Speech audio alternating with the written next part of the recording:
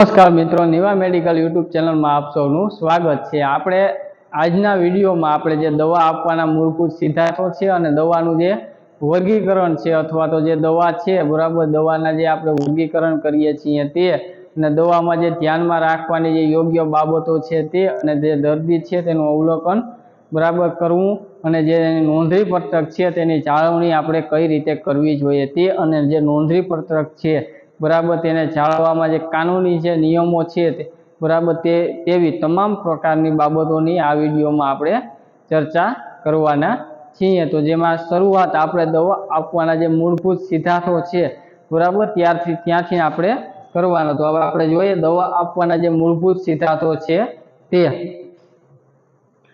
आ सेशनमां એટલે કે તમે દવાનું વર્ગીકરણ દવા આપવાની વખતે ધ્યાનમાં રાખવાની 7 મૂળભૂત બાબતો વિશે શીખશો। તમે દર્દીને તેમના દ્વારા ભૂલાઈ ગયેલી દવાના ડોઝને યાદ કરવાનું અને ડોઝના કાર્યક્રમની યાદી બનાવવાનું મહત્વ વિશે પણ શીખશો। એટલે કે જે બરાબર દવા છે એના મૂળભૂત જે 7 મૂળભૂત બાબતો છે તેના વિશે અને જે દવા અમુક દર્દી ભૂલી ગયા હોય તેને યાદ કરવી अथवा तो जे दवा है एना डोजना जे कार्यक्रम है बराबर तेना विशेनी जे महत्वनी जे महत्व है तेना विशेनी संपूर्ण माहिती आपणे आ विडियोमां मेळवशुं। तो संबंधित ज्ञान जोईए तो औषध एवो पदार्थ है कि जे तंदुरस्ती सारा करवाथी आशयथी शारीरिक गतिविधिओमां फेरफार करी शके छे।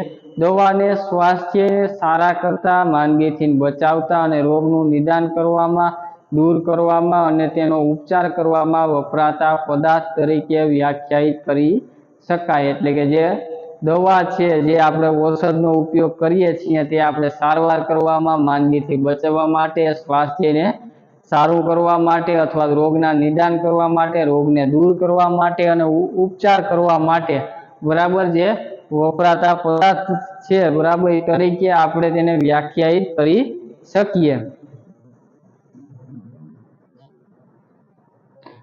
औषध ए रासायनिक पदार्थ छे के जेने जीवंत शरीर द्वारा लेवामां आवे त्यारे ते शारीरिक गतिविधिओने बदले छे के जेथी उपचारात्मक असर होई पण शके के ना पण होई शके। दवा ए औषधने उपचारात्मक असर माटे आपी ते छे माटे बधी दवाओ औषध छे पण बधी औषध ए दवा नथी।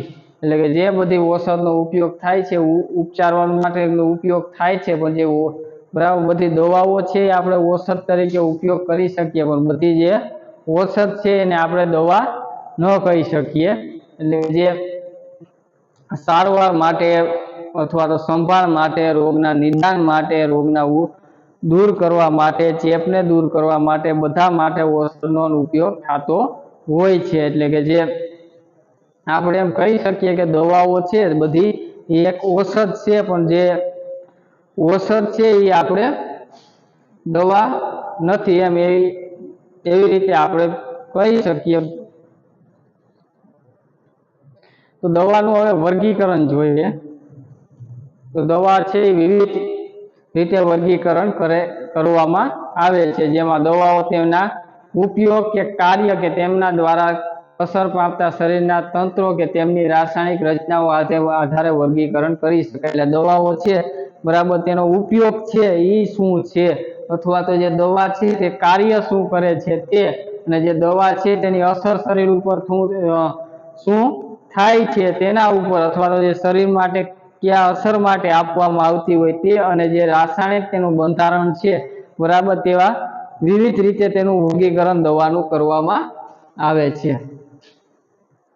हवे उदाहरण तरीके तेमने शरीर तंत्रोना आधारे नीचे मुजब वर्गीकृत करी शकाय। श्वसन तंत्रने असर करती दवाओ बराबर એટલે શરીરના જે તંત્રો છે તે આધારે દવાઓને વર્ગીકરણ કર્યું છે। શ્વસન તંત્રને અસર કરતી દવાઓ હૃદય તંત્રને અસર કરતી દવાઓ અને ચેતાતંત્રને અસર કરતી દવા એટલે કે શ્વાસ છે એને લગતી જે દવાઓ છે એના સિવાય જે આપણું હૃદય છે સર્ક્યુલેટરી સિસ્ટમ છે જે આખા લોહીનું પરિવહન કરે છે બરોબર તેને અસર કરતી જે દવાઓ છે તે જે ચેતાતંત્ર આપણે જે ચેતાતંત્રને અસર થાય એના સિવાય આપણે બીજી તંત્રોની વાત કરીએ તો જે પાચન તંત્ર છે બરાબર તે છે, અથવા સ્કિન લગતી દવાઓ છે, તે રીતે આપણે દવાઓનું વર્ગીકરણ કરી શકીએ. તેમના ઉપયોગ અને કાર્ય અનુસાર પણ વર્ગીકરણ કરી શકાય. એટલે તેના ઉપયોગ અને કાર્ય અનુસાર વર્ગીકરણ દવાનું આપણે કરી શકાય. જેમાં નોન સ્ટીરોઇડ એન્ટી ઇન્ફ્લામેટરી દવાઓ, જેમાં તેના કાર્ય જેનો ઉપયોગ થાય, બરોબર. નોન સ્ટીરોઇડ છે એન્ટી ઇન્ફ્લામેટરી દવાઓ છે, એટલે કે જે ચેપ સામે રક્ષણને આપતી હોય, એટલે કે જે બેક્ટેરિયલ ઇન્ફેક્શન છે, બરોબર, તેના સામે જે રક્ષણ આપતી હોય તે, બરાબર. અથવા તો વેદના હારક દવાઓ, એટલે કે જે પેન, બરાબર, પેન દુખાવો જે થાય, દુખાવો પેન ને થાય તેને દૂર કરવા માટે જે દવા ઉપયોગ થાય, અથવા તો જે તેનું દુખાવાને દૂર કરવાનું કાર્ય છે. ઉદાસીનતાની વિરોધી દવાઓ, એટલે કે જે ડિપ્રેશન, આપણે ચિંતા, સ્ટ્રેસ જે કહીએ તેના માટેની દવા, એટલે કે આ એક્ઝામ્પલ આપ્યા છે એના જે છે, બરાબર, તાવ ઓછા કરવા માટે, અથવા ફીવર ઓછો કરવા માટે, અથવા એવા અનેક ઉદાહરણો આપણે દઈ શકીએ, બરોબર, કે જેનો ઉપયોગ અને કાર્ય છે એના અનુસાર છે એ દવાનું વર્ગીકરણ કરવામાં આવેલું હોય. હવે આપણે અંતમાં તેના રાસાયણિક બંધારણ અનુસાર પણ વર્ગીકરણ કરી શકાય, એટલે કે દવાઓ છે એનું રાસાયણિક બંધારણ છે, બરાબર. રાસાયણિક બંધારણ રીતે આપણે પણ દવાનું વર્ગીકરણ કરી શકાય, કે જેમાં એમિનોગ્લાયકોસાઇડ છે, બરોબર, તો એ બેક્ટેરિયલ ઇન્ફેક્શન છે, બરાબર, એની સામે જે રક્ષણ આપતી હોય છે તમામ પ્રકારની, એટલે કે જે એમિનોગ્લાયકોસાઇડ આપણે કહી શકાય. ઇસ્ટ્રોજન છે, બરાબર, ઇસ્ટ્રોજન છે એક પ્રકારની હોર્મોનલ ડ્રગ છે, કે જે હોર્મોન છે, બરાબર, એ હોર્મોન માટે જે વુમન માટે યુઝ થાય છે, બરાબર. એમાં જે વપરાતી હોય ઇસ્ટ્રોજન છે હોર્મોનના લેવલને મેન્ટેન કરવા માટે. ઓપિયોઇડ્સ દવા, એટલે આ ઓપિયોઇડ્સ દવા છે એ, બરાબર, પેન રિલીવર છે, બરાબર. જે આ ઉપયોગી ગ્રુપની જે દવાઓ હોય છે તે બધી પેન રિલીવર દવા છે, જે પેન છે એ ઘટાડે છે. દરેક વર્ગની દવાઓ એકબીજા સાથે મળી આવે છે, પરંતુ એક સમાન હોતી નથી. એટલે દરેક જે વર્ગ છે, બરાબર, એની દવાઓ છે એકબીજા સાથે મળી આવે છે, પણ બધી એક સમાન હોતી નથી.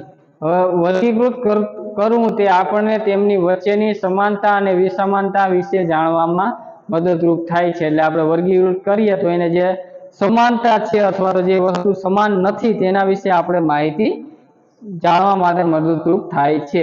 એક સાથે ઘણી બધી દવાઓ જાળવવા અને તેમના વર્ગોને જાણવા એ સૌથી સારા રસ્તાઓમાંથી એક છે. તમે આ વર્ગમાં આગળ દવાઓનો સામાન્ય વર્ગો વિશે જાણશો.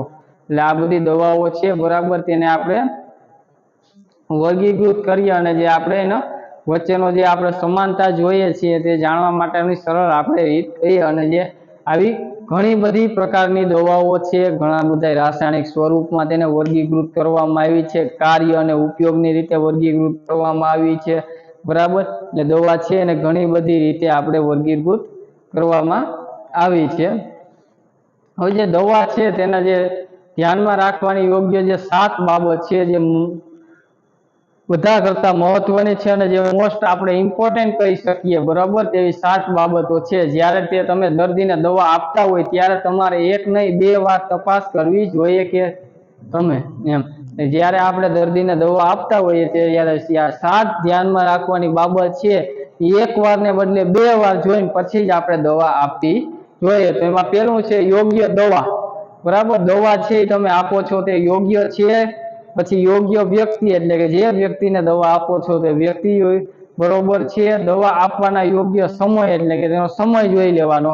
જેવી રીતે કે 8 વાગે સવારે દવા આપવાની કીધી હોય તો 7:30 કે 8:30 ની વચ્ચે આપણે દવા આપી દેવી જોઈએ. યોગ્ય વ્યક્તિ છે તો જે વ્યક્તિને દવા આપવાની છે તે જ આપવાની, એટલે એના જે નામ ને બધું વ્યવસ્થિત જોઈ લેવું, બરાબર. દવા જે આપવાની છે તે વ્યવસ્થિત જોવી.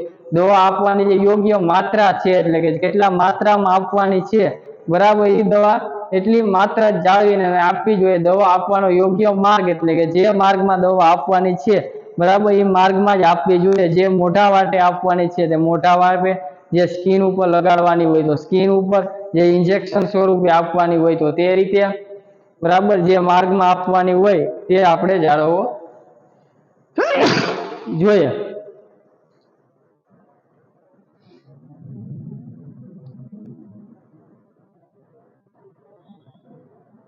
હવે દવા આપવાનું યોગ્ય સ્વરૂપ એટલે કે જે દવાનું છે સ્વરૂપ તે આપણે સ્વરૂપ જાળવવું જોઈએ. દવા આપ્યાની યોગ્ય નોંધ એટલે કે દવા જે આપવાની છે તેની યોગ્ય નોંધ જોવી જોઈએ. હવે યોગ્ય દવા એ હમણાં આપણે ચર્ચા કરી છે. જે દવા પરના ઓળખપત્રને વાંચી ન શકાતું હોય તે દવાનો ઉપયોગ કરશો નહીં.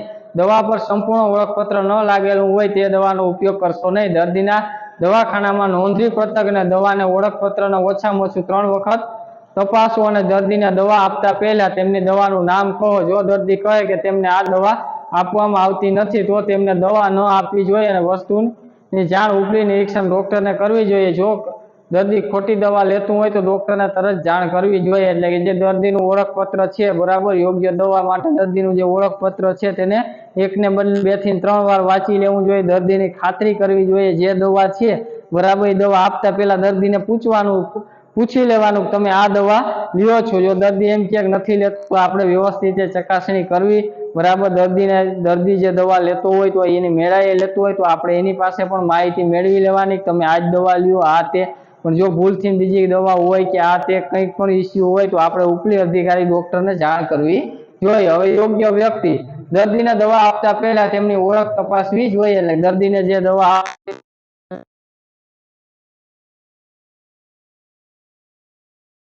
સમય દર્દીની શીશી અને નિર્દેશ સમયને 30 મિનિટ પહેલા અને 30 મિનિટ પછીના સમયમાં દવા આપવાનો યોગ્ય સમય છે. એટલે કે જે શીશી છે કે એમાં જે બરાબર જે આપણે સૂચન કરવામાં આવ્યું હોય 30 મિનિટ પહેલા અથવા 30 મિનિટ પછી અને વચ્ચેના સમયમાં આપણે દવા આપવાનો યોગ્ય સમય છે. ઉદાહરણ તરીકે જો દવાના દિવસમાં 1 વખત આપવાની હોય તો સવારે 9:30 થી 10:30 વચ્ચે ગમે ત્યારે લઈ શકાય. જો તે દવા સવારે 9 કે 11 વાગે આપવામાં આવે તો તે ભૂલ તરીકે ગણવામાં આવશે અને તેની નોંધ પણ કરવી જોઈએ. એટલે કે જો કોઈ દિવસમાં એકવાર દવા આપવાની હોય 9:30 10:30 ની વચ્ચે આપણે આપવાની થતી હોય તો તે આપણે એ સમયમાં જ આપવી જોઈએ. જો એનાથી મોડી આપીએ તો એ આપણી ભૂલ તરીકે એની નોંધ પણ આપણે કરવી જોઈએ. PRN એટલે દવાઓ જ્યારે દવાની જરૂર પડે ત્યારે આપવામાં આવે દવાઓ દિવસમાં કોઈ ચોક્કસ સમયે લેવામાં આવતી નથી. તેમને તેના નિર્દેશ અનુસાર જ્યારે જરૂર પડે ત્યારે આપવામાં આવે છે. એટલે કે જે PRN જ્યારે જરૂર પડે ત્યારે એટલે કે જ્યારે જરૂરિયાત ઊભી થાય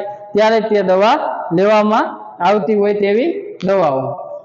ઉદાહરણ તરીકે ડોક્ટરે દુખાવા માટે એસ્પિરિન PRN ડોઝ તરીકે 4 કલાકે આપવાનો નિર્દેશ કરે છે. જે દર્દીને દુખાવો રહેતો હોય તેને આ એસ્પિરિન દવા આપવાની હોય છે પરંતુ તેમના 2 ડોઝ વચ્ચે ઓછામાં ઓછો 4 કલાકની અંતર જાળવે છે. તે ડોક્ટરે PRN જ્યારે જરૂર પડે ત્યારે એને એસ્પિરિન આપવાનું બરાબર સૂચન કરેલ છે. પણ જે દવા છે એ 4 કલાકના અંતરે તમે આપી શકો છો પણ ઓછામાં ઓછું 4 કલાકનું જે અંતર છે તે હું જોઈએ. એટલે જરૂરિયાત પ્રમાણે જ્યારે જરૂર પડે ત્યારે એ દવા તમે એને આપી શકો. એવી જ રીતે આમાં દુખાવાની એસ્પિરિન આપી છે અથવા તો કંઈ બીજી કંઈ બીમારી હોય અથવા તો કંઈ ફીવર હોય તો ફીવરમાં પણ PRN એટલે કે જ્યારે તમને તાવ કે બરાબર આવે ત્યારે તે દવા લેવાની હોય તો તે પણ બરાબર ડોક્ટરે જે રીતે સૂચન કર્યું હોય તે રીતે લેવી જોઈએ. જેમાં જે અંતર જાળવવાનું હોય તે જાળવી લેવું જોઈએ અને જ્યારે જરૂરિયાત જણાય ત્યારે તે દવા આપણે આપી શકીએ. દવા આપવાનું યોગ્ય જે માત્રા છે દવા માત્ર 1 નહીં 2 વખત તપાસવી જોઈએ. જે દવાની અડધી આપવાનું લખ્યું હોય તેની વચ્ચેથી તોડીને દર્દીને અડધી જ આપવી જોઈએ. જો દર્દી તેમની લેવાની હોય તેનાથી વધુ કે ઓછી દવા લઈ લે તો તે ભૂલ તરીકે ગણવામાં આવે છે અને આ ભૂલની નોંધ કરાવવી જોઈએ. અને દર્દી દવા આપવાની જે યોગ્ય માત્રા છે દર્દીને જે પણ દવા આપવાની છે તેની જે માત્રા છે એટલે કે જે ગોળી આખી હોય બરાબર તો એને અડધી આપવાની હોય તો તેને અડધી જ આપવી જોઈએ. આખી આપવાની ન હોય અથવા તો એની રેત મેળાએ લે તો એ આખી લઈ લે અડધીની જગ્યાએ તો એક ભૂલ કહેવાય. એટલે એને ભૂલ તરીકે આપણે નોંધ કરવી જોઈએ અને જે ઉપલી અધિકારી છે તેને આપણે એકવાર ધ્યાન પણ દોરી દેવું જોઈએ. હવે દવા આપવાનો યોગ્ય માર્ગ દવાને આપવાનો યોગ્ય માર્ગ જાણવા દવાનું ઓળખપત્ર વાંચો. ચૂસવાની દવાને ગળવી ન જોઈએ. જો દર્દી ખોટી રીતે દવા લઈ લે તો તે ભૂલ તરીકે ગણવામાં આવે છે અને આ ભૂલની નોંધ કરવી જોઈએ.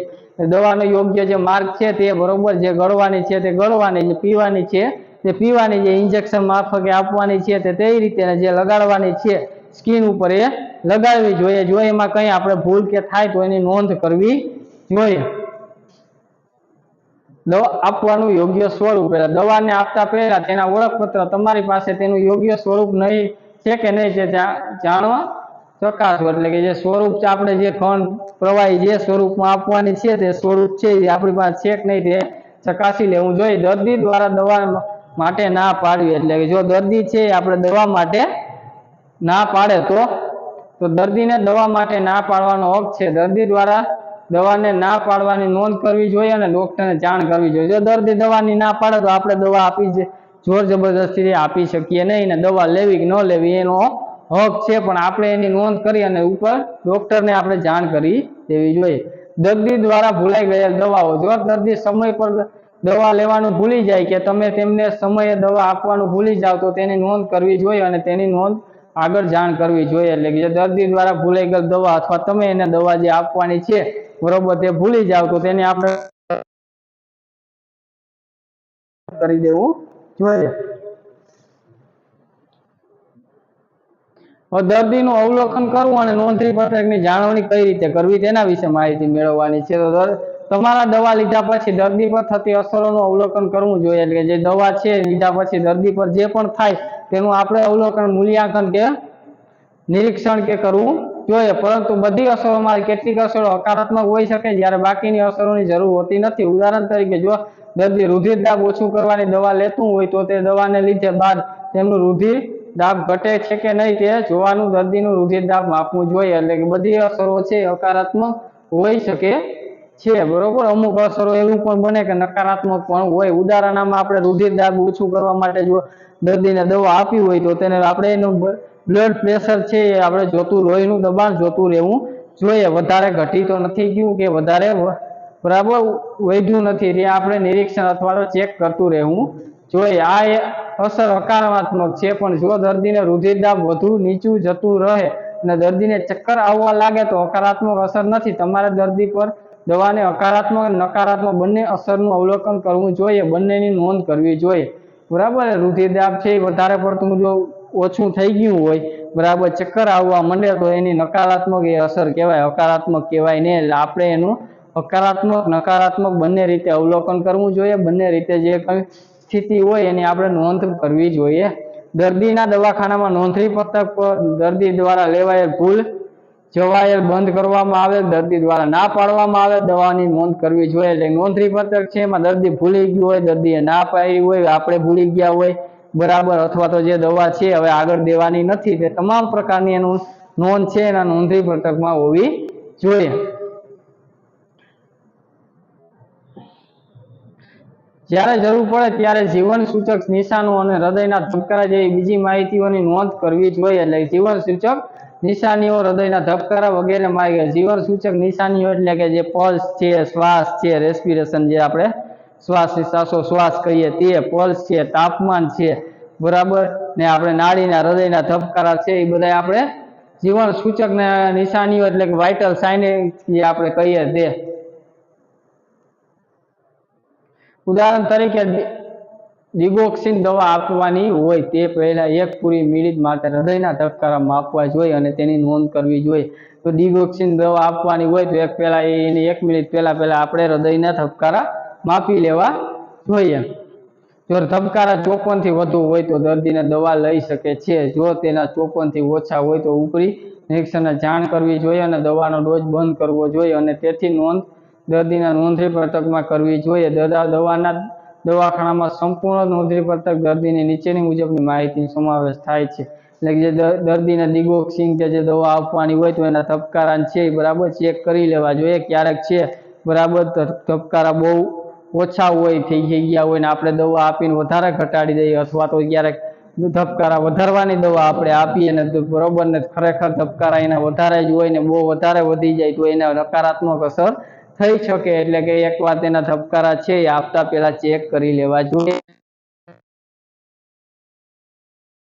તો એ દવા આપતા પહેલા એ પણ જોઈ લેવું જોઈએ અને દવા આપ્યા પછી પણ આપણે વારંવાર તે જોતું રહેવું જોઈએ. હવે નોંધણી પત્રકમાં જે માહિતીનો સમાવેશ થાય છે તે એમાં દર્દીનું પૂરું નામ એટલે દર્દીનું સંપૂર્ણ નામ, દર્દીનો રૂમ અને તેના બેડના અંક એટલે જે ખાટલો છે બરાબર તે, અને જેનો રૂમ છે તેનું, દર્દીની આયુ એટલે દર્દીની જે ઉંમર છે એ, દર્દીના ડોક્ટરનું નામ એટલે જે ડોક્ટર એને સારવાર આપે છે અથવા તો જે સેવા આપે છે અથવા તો સંભાળ કરે છે તે જે ડોક્ટર છે તેનું નામ, દર્દીની એલર્જી વિશેની નોંધ, કોઈ પણ જાતની દર્દીની એલર્જી હોય તો તેના વિશેની નોંધ પણ, દર્દી દ્વારા લેવામાં આવતી બધી દવાઓ, દર્દી દ્વારા જે દવા લેવામાં આવે છે તમામ પ્રકારની દવાઓની નોંધ દર્દીના નોંધણીપત્રકમાં હોવી જોઈએ. દરેક દવાઓની માત્રા, ડોઝ છે તે પણ આપણે નોંધવો જોઈએ. લેવાના યોગ્ય માર્ગ, જ્યાં માર્ગમાં દર્દીને આપવાની હોય તે માર્ગનું બરાબર. પછી દવા લેવાના યોગ્ય સ્વરૂપ છે ઘન પ્રવાહી જે પણ સ્વરૂપ હોય તે સ્વરૂપની વ્યવસ્થિત નોંધ, દિવસ અને સમય બરાબર, એટલે જે દિવસ હોય કે સમય હોય બરાબર તે, અને જે દવા લેવાનો દિવસ અને સમય, અને જે શરૂઆતથી અંતિમ તારીખ, એટલે કે જે પણ સૂચન કર્યું હોય જે દવા લેવાની હોય તેની શરૂઆતથી ક્યાં સુધી લેવી જોઈએ તે તમામ પ્રકારની દવા આપતા લોકોના હસ્તાક્ષર, જે દર્દીને દવા આપે તેના સિગ્નેચર અથવા હસ્તાક્ષર લેવા જોઈએ. દર્દીના નોંધણી પત્રક જાળવવામાં કેટલાક કાનૂની નિયમો નીચે મુજબ છે. હવે કાનૂની નિયમ જોઈએ નોંધણી પત્રકના. જો તમે નોંધ કરવાના ભૂલ કરો તો તેના પર સફેદ શાહી ન લગાડો. જો તમારી રીતે ભૂલ થાય તો તેના પર એક પાતળી લીટી કરી તેને રદ કરો. એટલે કંઈ પણ ભૂલ થાય તો તેમાં સફેદ શાહીનો આપણે ઉપયોગ ન કરી શકીએ બરાબર. એના ઉપર એક પાતળી લીટી છે એ આપણે કરી અને તેને રદ કરવાની રહે. તમારી ભૂલ ખરાબ અક્ષરે લખીને ન ઢાંકો. ઉપર ભૂલ લખો અને તમારું નામ અને તારીખ લખો. ખરાબ અક્ષરે આપણે ભૂલ છે ને ઢાંકવાની નહીં, એના ઉપર આપણે તારીખ અને સમય ને આપણું નામ લખી દેવું જોઈએ. સારી રીતે નોંધ કરો કે જેથી બીજા લોકો લખેલ નોંધને વાંચી શકે. એટલે સારી રીતે નોંધ કરવાની જેથી બીજા લોકો આપણી નોંધને વાંચી શકે.